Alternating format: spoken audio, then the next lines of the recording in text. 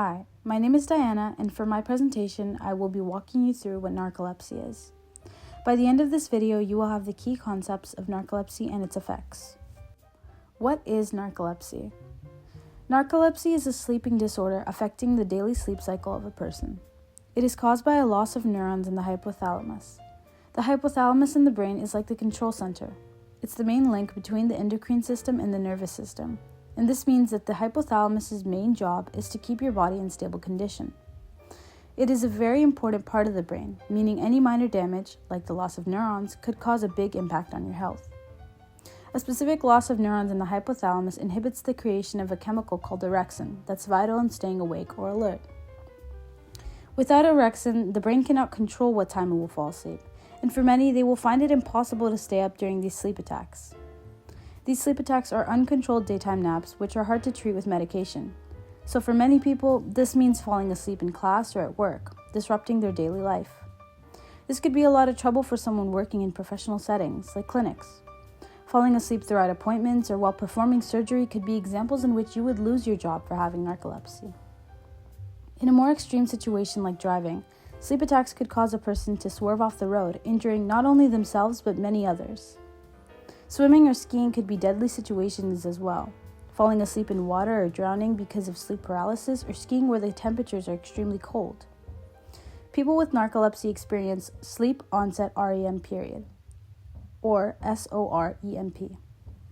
This means that they will enter the dreaming stage of sleep, REM, rapid eye movement, about 90 minutes earlier than the average person.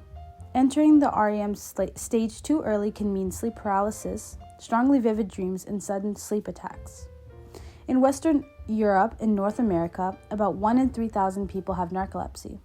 Specifically in Japan, it's 1 in 600 people, but their diagnosis methods are different. Types of narcolepsy. Generally, there are 2 types of narcolepsy, depending on whether they have cataplexy or not. Type 1 is with, and type 2 without. The majority of people with narcolepsy are diagnosed with type 2, making up 80%. The other 20% have type 1, with cataplexy. Cataplexy is a condition either caused by narcolepsy or a rare genetic mutation. It is sudden weakness in the body and lack of muscle control, while still conscious. For most people, cataplexy episodes come into effect when they experience strong positive emotions, like laughing. The severity depends on the case. For some people, cataplexy means a weak jaw when excited. For others, this can mean a full body collapse without fainting. The effects of cataplexy will often last around a couple minutes. It's hard to identify cataplexy because the symptoms often match those of a seizure. The victim of these episodes will be able to identify the difference because they will stay conscious. A real-life example could be one like a student named Jessica, going about her regular school day. She's excited about lunch because she gets to meet with her friends. It's the highlight of her day. Once the bell rings, she goes to find her friends and get food. Standing in line in the cafeteria with her food, her friends make jokes and Jessica laughs very hard. It causes her to lose all muscle control in her body. She drops whatever she's holding and collapses.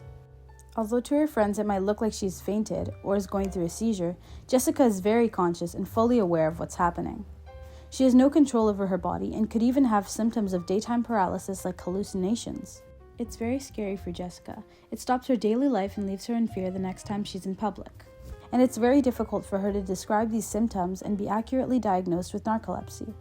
These are common occurrences for people suffering with narcolepsy type 1. Symptoms of narcolepsy. Diagnosing narcolepsy is difficult. Many people with narcolepsy will go undiagnosed for years because of the symptoms being commonly found in many other conditions such as depression or simply sleep deprivation. The main symptom of narcolepsy is daytime sleepiness. These sleep attacks go case by case, all being uncontrollable and random. It's described as a sort of overwhelming sleepiness. Imagine it like studying late around 3 a.m. The lights are hurting your eyes and you've just had an extremely long day. All you want to do is to head into bed, so you say you will rest your eyes for just a moment. You wake up the next morning and realized you went quickly into the REM stage of sleep. This is very similar to sleep attacks for people with narcolepsy. Each attack is different. Some go from minutes to hours and can leave the person feeling refreshed but not regulated. They can go through many sleep attacks in one day. Another prominent symptom is sleep paralysis. Sleep paralysis affects 25 to 50% of people with narcolepsy. Sleep paralysis is waking up partly or fully and not being able to move. This is because during sleep, the brain makes sure you don't act out during dreams, so muscle control is shut down. It's a roadblock in transitioning from REM sleep to being awake. Paralysis is waking up while the muscles are paralyzed but being fully conscious. The brain stops muscle control during dreams so that you won't harm yourself. From Sleep Foundation, 75% of people affected by sleep paralysis will also experience hallucinations, although hallucinations in narcolepsy can occur during cataplexy attacks as well. There are two types of sleep hallucinations: hypnagogic, when falling asleep, or hypnopompic, when waking up. Hallucinations can be auditory, tactile, felt with touch, and visual. These hallucinations make the person feel, see, or hear something or someone that is not there. Many people report seeing a dark figure in the room, or an animal or thing pushing down on their chests. The last big symptom of narcolepsy is cataplexy, but it's only found in narcolepsy type 1. So what causes narcolepsy? Depending on the case of narcolepsy one has, the cause could be different. One thing all cases have in common is that there's damage to the hypothalamus. Orexin was discovered in 1998. It's a molecule created by neurons found in the cerebrospinal fluid. It's a watery fluid going around the brain and spinal cord. For people with type 1 narcolepsy, their CSF levels of orexin are low to none. This could mean that something has either destroyed the cells that make them, or they stop working altogether. The research is ongoing, but there are studies that show that the neurons will stop working because of autoimmune problems. These are health conditions occurring when the body will attack itself instead of defending it. In this case, a disease such as rheumatoid arthritis could have the after effects of causing narcolepsy because the disease caused your immune system to attack orexin, or the neurons that use them. Like this cause, other types of viral and bacterial infections aftermath could also include narcolepsy. This is because certain infections cause a severe change and malfunction in the immune system, like to stop creating orexin or again, damage it. 90 to 95% of people with narcolepsy have this specific genetic mutation that affects their immune system. Scientists aren't sure about the correlation the gene has with narcolepsy, since around 25% of people without narcolepsy symptoms could also have this gene. So testing for this gene does not exactly tell you whether you will experience symptoms of narcolepsy or not. In very specific cases, traumatic head injuries could cause damage to the hypothalamus and brainstem, like strokes, brain tumors, or concussions. It can cause narcolepsy with severe symptoms. This is called secondary narcolepsy. As an example, someone that might have been in a severe motorcycle accident with a moderate brain injury can develop narcolepsy soon after recovery. A typical day for a student with undiagnosed narcolepsy with cataplexy might look like this. Around 7 a.m., your alarm clock goes off. You went to bed the day before around 9 p.m., but you feel incredibly tired and heavy as you get up. You get ready without thinking much and head onto the bus to get to school. On the bus, you put on headphones to stay awake, but your head suddenly gets heavy and you fall asleep, missing your stop. You wake up 5 minutes after your stop and end up at school very late. Getting into class late, your teacher scolds you and you take a seat. During the lesson, you rest your head on your hand for support. You start to feel tired again. Your eyelids are extremely heavy and you try to write to keep yourself awake. All of a sudden, you say some incoherent words loudly and look down to see your page is filled with squiggly lines. You look up and realize that you've disrupted the class, and the teacher believes you are mocking them by pretending to fall asleep. She sends you out of class and sends you to the office. Sitting waiting for the principal to call you into his office feels like a lifetime. Every second, it feels like the lights in the room get whiter. You rest your head and back on the comfy chair that you sit on, and you blink hard to see your principal in front of you. You had another sleep attack. He calls you in and you feel your knees go weak with mild cataplexy, triggered by embarrassment. It just seems to keep getting worse. He ends up sending you home with a note to your parents to come have a conversation. And before you left, he told you he's concerned you could be going through a rough time and missing sleep. You tell him you've been having the same symptoms for all your life. Once you're home, you get into bed and fall asleep very early and sleep until the next morning.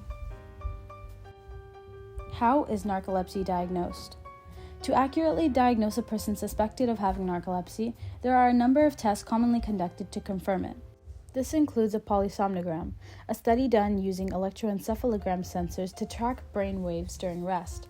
It takes one night to complete the study, and the results give doctors a review of the sleep quality and what stage of sleep you go into. This test can be used to see if a new type of medication is working, to identify narcolepsy, insomnia, seizures, and other conditions related to sleep.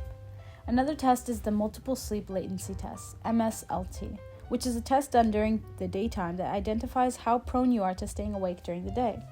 Its main objective is to identify if you have daytime sleepiness, so it can identify both narcolepsy and hypersomnia.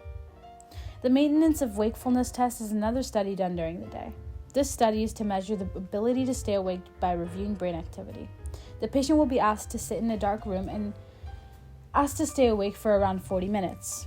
This trial is repeated 4 times with 2-hour breaks in between to see brain activity.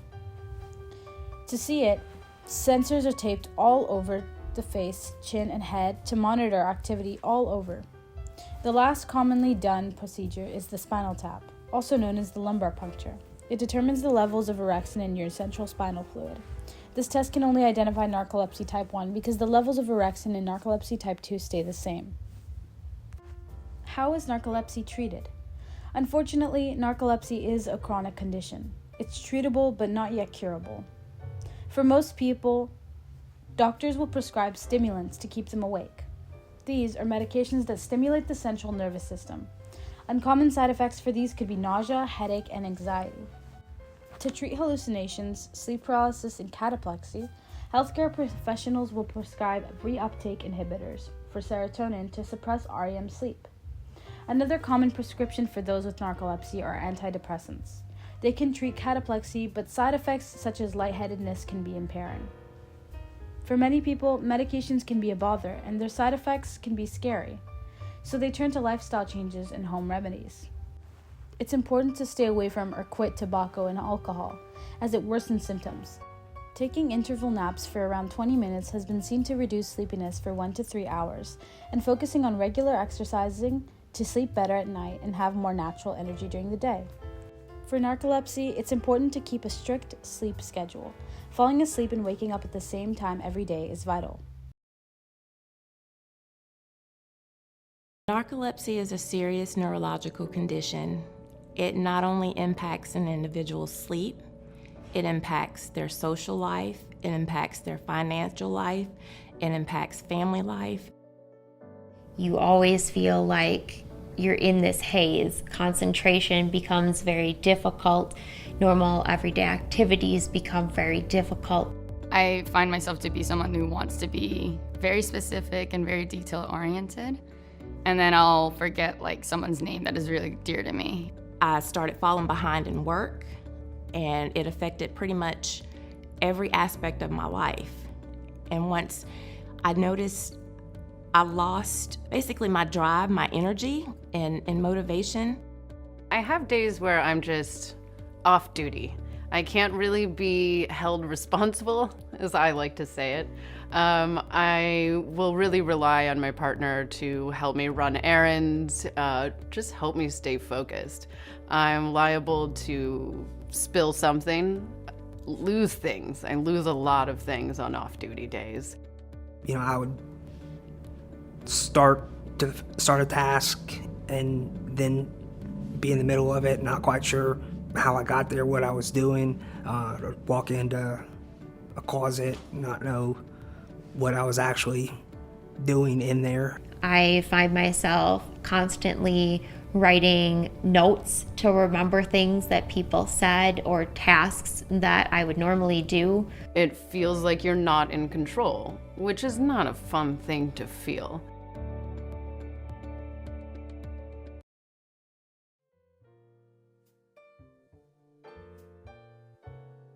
As it's shown, narcolepsy can be a difficult condition to live with day to day. It can stop you from being productive through brain fog and sleep attacks. It can also leave a fear of strong emotions because of cataplexy. Through proper treatment and hard work, people can still live normal lives with either type of narcolepsy. To help those who suffer from narcolepsy, awareness and knowledge about it is the first step. Thank you for listening.